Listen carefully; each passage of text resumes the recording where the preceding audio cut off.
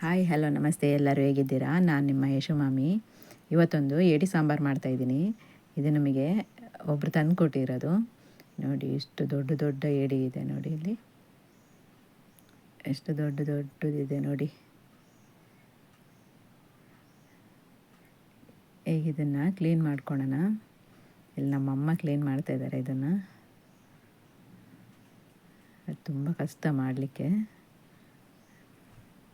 ನೋಡಿ ಎಷ್ಟು ದಪ್ಪ ಇದೆ ಅದರ ಕಾಲುಗಳು.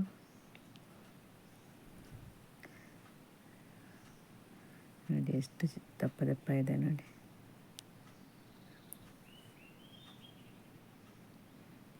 ಈಗಿದೆ ಕಟ್ ಮಾಡ್ಕೊಂಡು ಎಲ್ಲ ಆಗಿದೆ. ಇದನ್ನು ಈಗ ವಾಶ್ ಮಾಡ್ಕೊಂಡು ನಾನಿಲ್ಲಿ ಅರಿಶಿನ ಪುಡಿ ಮತ್ತು ಉಪ್ಪು ಹಾಕಿ ಇದನ್ನು ಚೆನ್ನಾಗಿ ತೊಳ್ಕೊತಾ ಇದ್ದೀನಿ.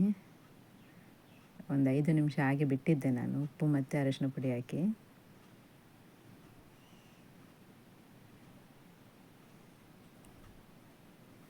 ಈಗ ಇದಕ್ಕೆ ಮಸಾಲೆಗೆ ನಾನಿಲ್ಲಿ ಸ್ವಲ್ಪ ಎಣ್ಣೆ ಹಾಕ್ಕೊತಾ ಇದ್ದೀನಿ. ಹಾಗೆ 4 ಸ್ಪೂನ್ ಕೊತ್ತಂಬರಿ ಹಾಕ್ಕೊತಿದ್ದೀನಿ. 1 ಸ್ಪೂನ್ ಜೀರಿಗೆ ಹಾಕ್ಕೊಂಡಿದ್ದೀನಿ. ಸ್ವಲ್ಪ ಲೋ ಫ್ಲೇಮಲ್ಲಿ ಹುರ್ಕೊಳ್ಳೋಣ. ಈಗ ಸ್ವಲ್ಪ ಸಾಸಿವೆ ಹಾಕ್ತಾಯಿದ್ದೀನಿ ನಾನಿಲ್ಲಿ.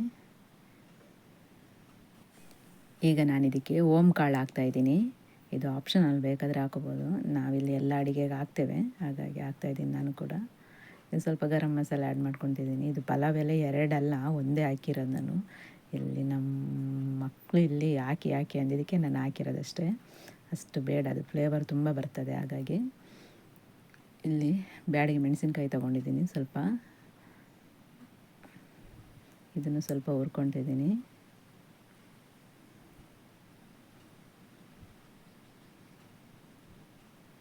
ಈಗ ಒಂದು ಈರುಳ್ಳಿ ಕಟ್ ಮಾಡ್ಕೊಂಡು ಸ್ವಲ್ಪ ಎಣ್ಣೆಯಲ್ಲಿ ಫ್ರೈ ಮಾಡ್ಕೊತಾ ಇದ್ದೀನಿ.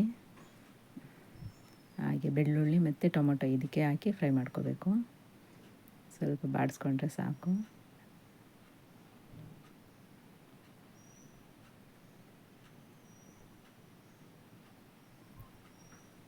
ಬೆಳ್ಳುಳ್ಳಿ ಹಾಕಿದ್ದೀನಿ.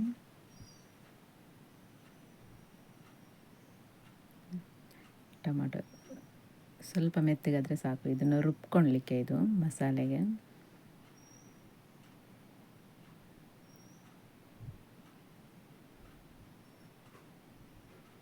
ಸ್ವಲ್ಪ ಫ್ರೈ ಆದರೆ ಸಾಕು, ಇಷ್ಟು ಫ್ರೈ ಆದರೆ ಸಾಕು.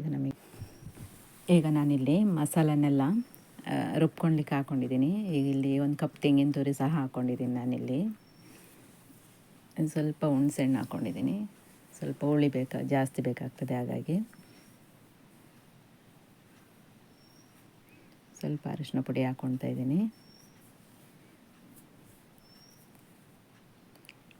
ಇಲ್ಲಿ ನಾನು ಏಡಿನ ಬೇಯಲಿಕ್ಕೆ ಇಟ್ಟಿದ್ದೀನಿ, ಅದು ವಿಡಿಯೋ ಆಗಲಿಲ್ಲ. ಇಲ್ಲಿ ಏಡಿ ಎಲ್ಲ ಚೆಂದ ಬೆಂದಿದೆ. ಈಗ ನಾನು 1 ಈರುಳ್ಳಿ ಕಟ್ ಮಾಡಿ ಫ್ರೈ ಮಾಡಿ ಆನಂತರ ಏಡಿನ ಬೇಯಲಿಕ್ಕೆ ಇಟ್ಟಿದ್ದೆ. ಈಗ ನಾವು ರುಬ್ಕೊಂಡಿರೋಂಥ ಮಸಾಲೆ ಹಾಕ್ತಾಯಿದ್ದೀನಿ ನಾನಿಲ್ಲಿ.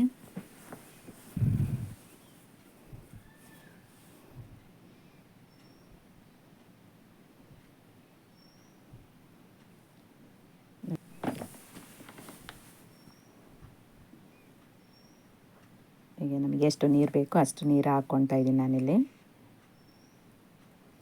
ಈಗ ಚೆನ್ನಾಗಿ ಕುದೀತಾ ಇದೆ. ಇದು ನಮ್ಮ ಏಡಿ ಸಾಂಬಾರು ರೆಡಿ ಆಗ್ತಾ ಇದೆ.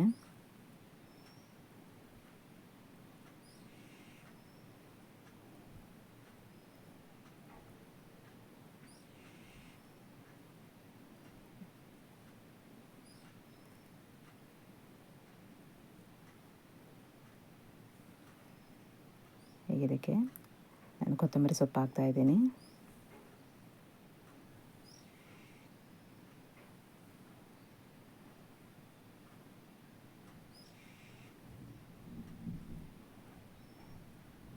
ಇದೊಂದು 5 ರಿಂದ 6 ನಿಮಿಷ ಕುದ್ರೆ ಸಾಕು ನಮಗೆ.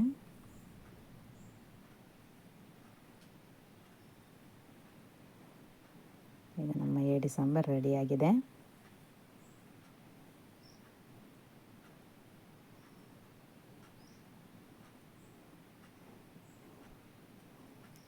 ಈ ಸಾಂಬಾರು ರೆಸಿಪಿ ನಿಮಗೆ ಇಷ್ಟ ಆದರೆ ನಮ್ಮ ಕರಾವಳಿ ಮಲೆನಾಡು ಚಾನಲ್ಗೆ ಸಬ್ಸ್ಕ್ರೈಬ್ ಮಾಡಿ, ಹಾಗೆ ಲೈಕ್ ಮಾಡಿ, ಶೇರ್ ಮಾಡಿ, ಕಮೆಂಟ್ ಮಾಡಿ. ನನ್ನ ಈ ಚಿಕ್ಕ ಪ್ರಯತ್ನಕ್ಕೆ ಸಪೋರ್ಟ್ ಮಾಡಿ. Thank you.